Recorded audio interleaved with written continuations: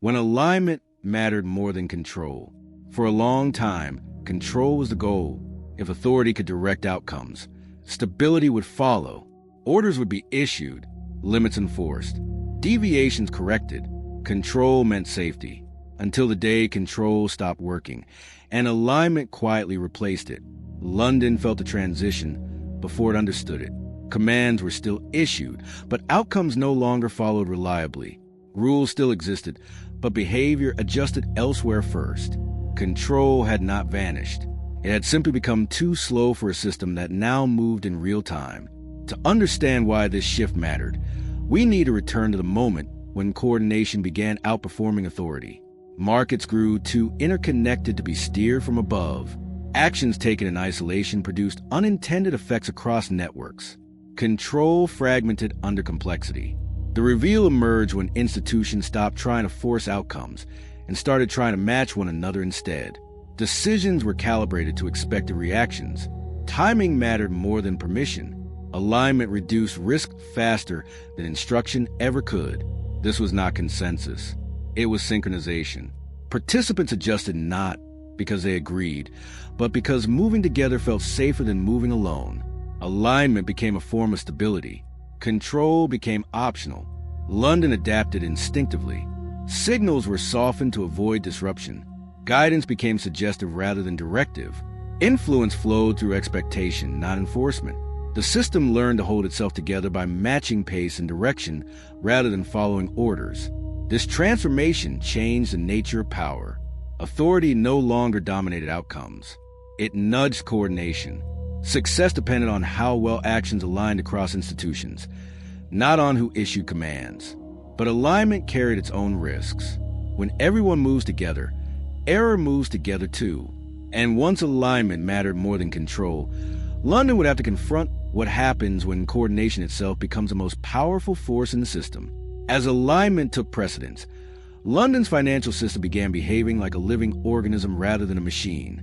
Institutions adjusted continuously, responded to one another's movements instead of waiting for instruction. Stability emerged not from obedience, but from mutual awareness. This shift altered decision-making at every level. Firms no longer asked what rules required. They asked how others were likely to react. Strategies were shaped by anticipation.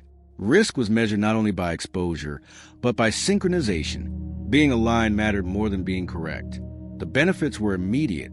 Shocks softened as institutions moved together. Sudden actions became rare. Volatility dampened through coordination rather than intervention. Alignment absorbed uncertainty by spreading it evenly across the system. No single actor stood out, and that was the point. But beneath this calm, a new tension formed. Alignment reduced variance, but it also reduced diversity. Strategies converged, assumptions aligned. When one interpretation dominated, alternatives struggled to surface. The system grew coherent, but narrower.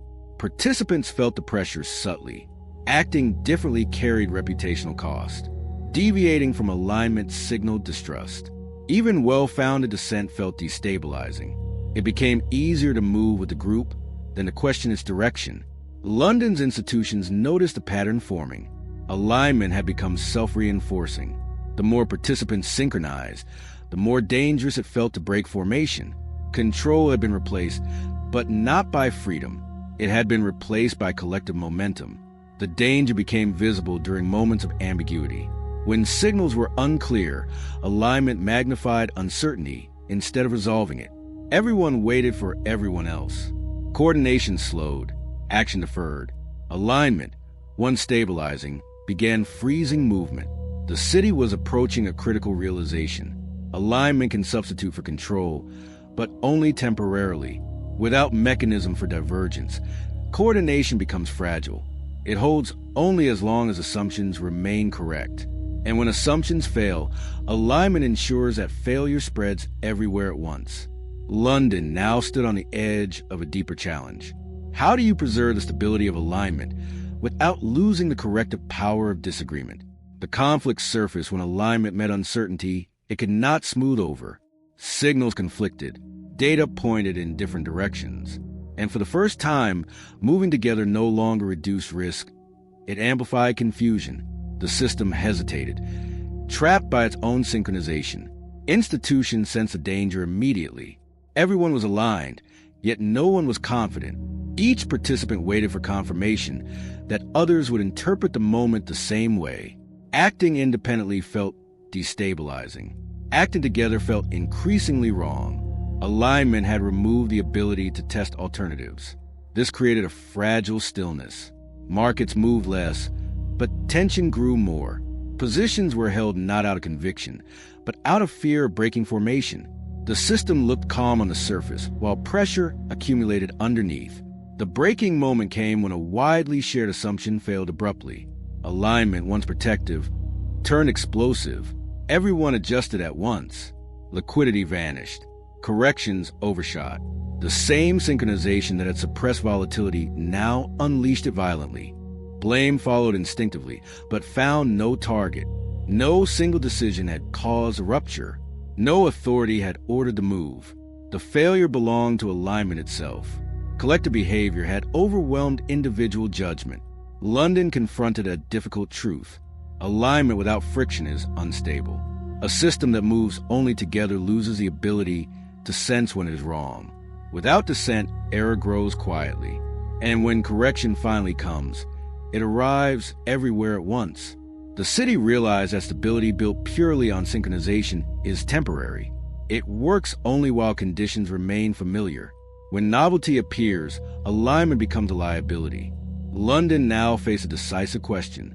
How do you introduce disagreement into a system that has learned to survive by moving as one? The resolution came through intentional fracture. London learned that alignment needed breaks built into it. Safe spaces where divergence was not only allowed, but required. Stability could no longer depend on everyone moving together all the time. Institutions redesigned coordination to include disagreement. Parallel strategies were encouraged.